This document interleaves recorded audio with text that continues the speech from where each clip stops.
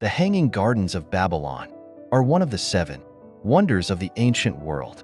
These gardens were located in the city of Babylon, in Iraq. There are many stories about the beauty and complexity of these gardens, but their real existence is still in question. The construction of the Hanging Gardens is attributed to the Babylonian King Nebuchadnezzar II. They built these gardens for their queen Amytis, who was the princess of Media.It. Is said that the queen missed the lush, green mountains of her homeland, so the king built these magnificent gardens for her. These gardens were built with great complexity. Trees, flowers, and plants were planted in them at different levels. Each level was higher than the other, thus the gardens looked like mountains.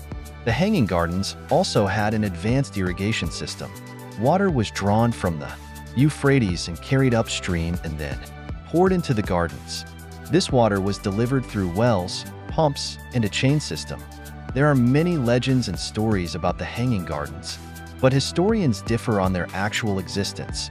Some historians believe that these gardens actually existed, while others believe that this is just a fictional story.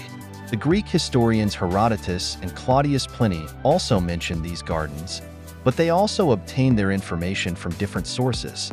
Today, there are no remains of the Hanging Gardens in the city of Babylon, but their memories and stories are still alive in people's hearts.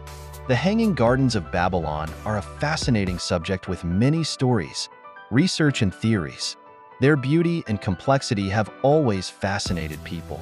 These gardens are still mentioned in history, art, and literature, and remind us of the great architecture and arts of the ancient world.